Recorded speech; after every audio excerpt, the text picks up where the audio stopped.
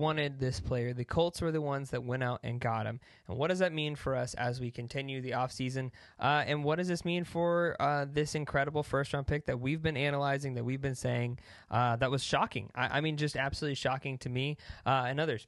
My name is Elijah. I'm from Sports Talk Indy, where we cover all things Colts every single day. If you're new to the channel, I'd appreciate if you like and subscribe as we continue to grow this community and make something really, really cool. And I'm really encouraged and excited. But we're talking right now about Latu and how I think for me, there was a lot of teams that I didn't know were interested in Latu. He kind of slid under the radar because I did not think that edge rusher was going to be a position that the Colts were going to address in this draft. Even though it was a big need, I didn't think it was the biggest. There was a lot of people linking them to wide receiver, which they ended up going and getting, and to defensive back because that was a big need of theirs. And Ballard kept saying, we like our guys. And he kept saying there's a lot of depth in the wide receiver and the defensive back rooms. But yet still, when the pick came across Latu, this guy who I had done no film work on because I did not see a single mock draft or have any idea that the Colts are going to go. I thought for sure they would go with Turner on the edge or someone like that, but they went with Latu. And while it was surprising to me, it wasn't surprising to a lot of insiders. Fowler notes that the Colts were not the only team highly interested in Latu. The Broncos, had they not drafted Bo Nix, or if Bo Nix was unavailable, Latu would have been under firm consideration, and the Miami Dolphins were set to make a big push for Latu. Now, that's also surprising because both of these teams have pretty good defenses, whereas the Colts ranked almost near last in all of defensive stats, especially in the pass rush last year. Even though they set the record for sacks, it was kind of like one-offs. It was not near. They didn't have consistent pressure. The Colts were clearly comfortable with Latu's medical history. Fowler reports that he is the best pure passer in the draft, or pass rusher, and that he probably would have been a top 10 pick if it wasn't for the neck fusion surgery he had in college. Now, if you don't know about that, back in 2021, Latu had a neck fusion surgery done by the same doctor that did Peyton Manning surgery. That should be really reassuring for us Colts fans, as we then saw Peyton Manning go on to win an MVP and a Super Bowl with the Denver Broncos over the course of several seasons. So I think that there were a lot of people really concerned with Latu, but he's all go. And you see him, we saw him the other day, he already has like the Colts horseshoe tattoo and just looks like an absolute beast. And I think that I'm really excited and encouraged, as I think should all Colts fans. We've not had a really, really, really good pass rusher like this in several years. We had Robert Mathis for a while. Justin Houston was exciting, but maybe not as explosive. And then obviously you look back to Dwight Freeney, who was just an absolute wrecking ball. But now we have it.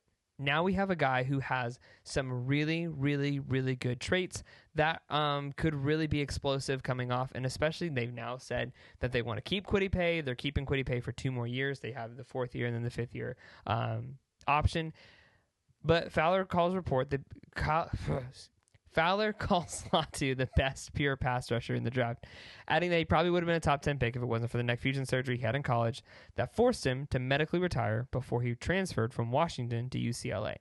The Colts are clearly comfortable with Latu's medical history, with GM Chris Ballard saying after day 1 in the draft that they asked a ton of questions during the pre-draft process about the injury, from the potential for a reoccurrence in the long term. But as Fowler notes, the Colts weren't the only team. That goes on.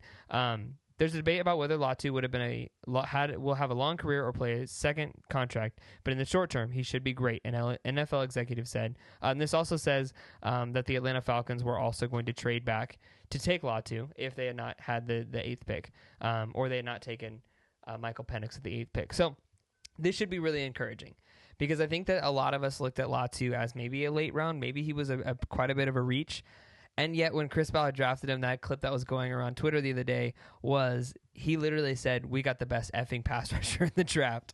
And that's really awesome. And that's really encouraging for me to say, or for me to see, as far as like, hey, I really wanted us to go up and get Rome, or I really wanted us to get Malik Neighbors or Brian Thomas Jr. or any of those guys. And I love Adonai Mitchell, but he wasn't a first-round pick, and 32 teams passed up on him before we ended up taking him in the second round.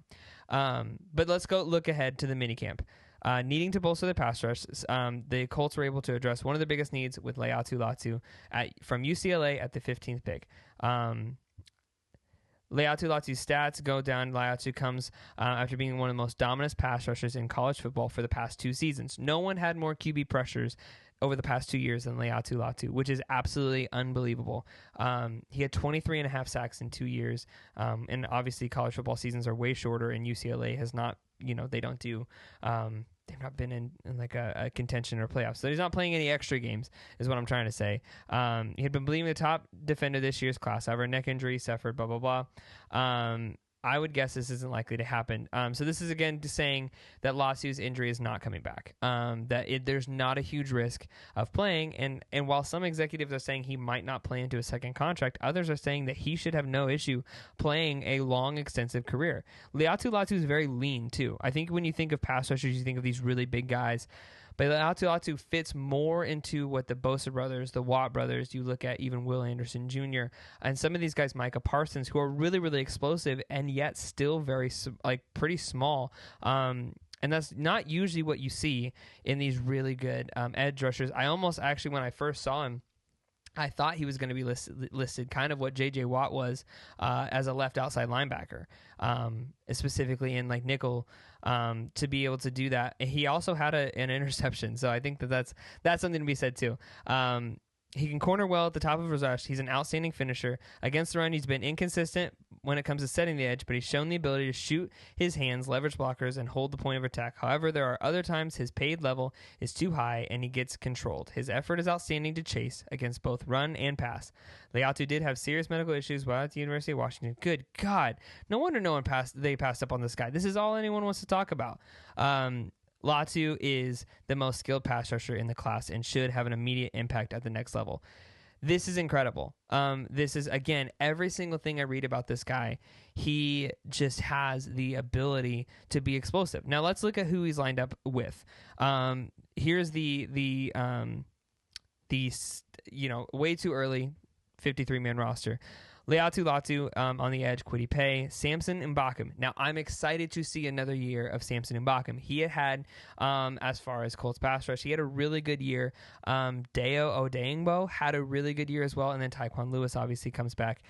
I mean, all 5 of those guys are really solid options as far as the edge goes. Latu is really the one that is exciting. There's not really. I'm curious. I'm curious to see how Gus Bradley draws this up. I have some strong opinions on Gus Bradley on if he should still be there after the defensive breaking down in the past couple of years, specifically later in the season. It just feels like he's really easy to plot against. But then you look at the interior defensive line. DeForest Buckner, Grover Stewart, Roquan Davis. Those are guys that I think are going to be really, really good. So that top 9 of defensive line is going to be really, really tough to stop. Even if we have holes in our defense, it's going to take a quarterback with a lot of consistency and a lot of knowledge on really quickly being able to get rid of the ball and make reads. So I think that where we lose in our defensive backfield, we make up for in our defensive front line. And if you're forced to pass because our run defense is that good, then I think that's a really good place to be, because I think that if we can continue to get off the edge. And Kwity Paye also was double teamed a pretty decent amount last year. So this is going to open up that. Latu is going to draw a lot of attention. And Samson Mbakam and Kwity Paye are going to be able to get around and get more pressure on, just in the fact of the matter of they're having to game plan for yet another really good defensive player. And so, yeah, I'm excited about Latu. I'm excited about this prospect, about where he's going to go. And, yeah, I mean, I have no concerns over the medical. I mean, the guy who did Peyton Manning's neck surgery did really good. This is another comparison that they made is Von Miller. That's a really good comparison to have for a guy that's coming into your organization. And, again, the fact that he's already got a Colts tattoo on his arm just shows like he loves it. He's all in, and I think that's really, really encouraging and exciting. So hopefully they get him signed in the next week or two, and we begin OTAs next week, and we continue to cover all things in the offseason. So like I said, be sure to like and subscribe and be a part of the Sports Talk Indy community as we continue to cover the Colts this entire offseason.